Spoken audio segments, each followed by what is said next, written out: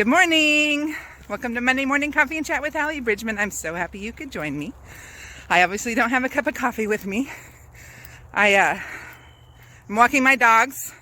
I have a full day, so I decided to go ahead and do this while I'm doing this so that I don't have to do it when I get home. So we just got in from Birmingham, Alabama last night.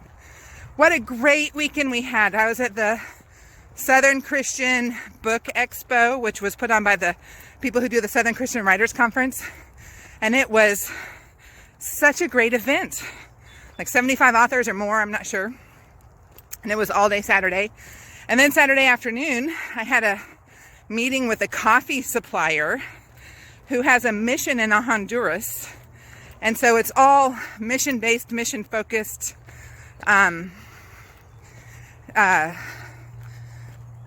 serving Christ while serving the people of Honduras. And the coffee is so good. And so we're developing a Hallee Bridgeman brand of coffee. And we were trying to think of what to call it because my initials are HB, obviously, Hallee Bridgeman. And the coffee comes from Honduras. And so we were trying to do like Hallee Bridgeman's Honduras blend, or, whatever. I'm not clever that way. And so Greg and I were just kind of spitballing names, and Jeb in the back seat's like, how about Hallee's Brew? And we were like, oh! And so Hallee's Brew, as soon as we get a logo designed and get him labels, Hallee's Brew will be for sale on my website. And so, and we have that and a tea made from the, so the coffee bean is inside a shell. So the shell is called the berry, I think, or the cherry. I can't remember, but there's a tea made from that that's like super, super, super rich in antioxidants, like on a massive scale. And so he made me some tea with that, and we'll be selling that too. And it's really, really good. It honestly tastes like cherry, which is why I think it's called cherry. But anyway, so that's coming. And we got to see the first batch get roasted in the our chosen like level. And then I have a bag I brought home with me, so I'm hoping to share with some friends. Anyway, very exciting. Hallee's Brew coming soon. All right, what else? Oh, and then yesterday morning, I spent an hour at APH radio station in Birmingham doing an interview with Jeff Friedland, who is a Messianic rabbi and has a weekly radio program. And so we talked about my books, my writing, and Hallee the Homemaker, and cookbooks, and it was just a great interview. So I have the video, like I didn't know there was a video in the radio station, or I might have been more video ready, but it was great. So today's question is, do your kids read your books, and what age did they start? So, yes, Scott does not. Scott's still reading, what are they called? Graphic novels. So it's not normal for him to read a chapter book. And he enjoys graphic novels. And so he's capable of reading chapter books. He's done them in school. He likes listening to them being read. We do that at home. But he doesn't like pick up one and read it. But so Kaylee, who is 22, has read all of my books from the beginning. And she was 15 the first time she read Sapphire Ice, which was my first book published.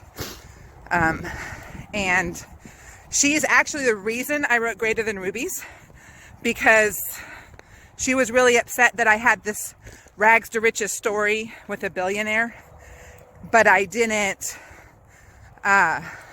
give the wedding. Like the book of Sapphire Ice ends with a proposal, and then Emerald Fire started a couple years later. They're already married and actually having their first baby. So Kaylee was really upset. Like she was waiting the whole book for that wedding. And so I sat down to write Greater Than Rubies only with the intent of giving Kaylee the wedding. Like, that was the whole purpose of my writing the book. And it ended up being this rich story of God's healing and redemption and provision. And one of my better books, I think. And so I'm really thankful for Kaylee's freedom that she felt in complaining about what was missing in the story, because Greater Than Rubies has touched many, many lives. And so that was that. And then Jeb, who is currently 11, read On the Ropes when he was 9 and has read an aria for Nick, and came to me just overwhelmed emotionally over the fact that I had written that book. Like partially into the beginning, he forgot, and he got caught up in this story that he'll tell you right now is the best story he's ever read. And he forgot it was mine. And I think that's like one of the best compliments that I can ever get, is that once you quit hearing my voice and start hearing the book, the story, the characters, and they become real to you and not just a creation by Hallee Bridgeman, that's what I seek. That's that kind of feedback I seek. So that was a great question. I love that question so much. And that came from my friend Christina. So I'm going to go because I'm getting out of breath, and the wind just picked up and I don't know what it's doing to my microphone. But I hope you all have a great week. I can't wait to share my coffee with you. I can't wait to have you be part of this ministry and to read about this ministry with Principio Coffee, and to tell you more about it when it's ready to launch. So y'all have a great week. God bless you.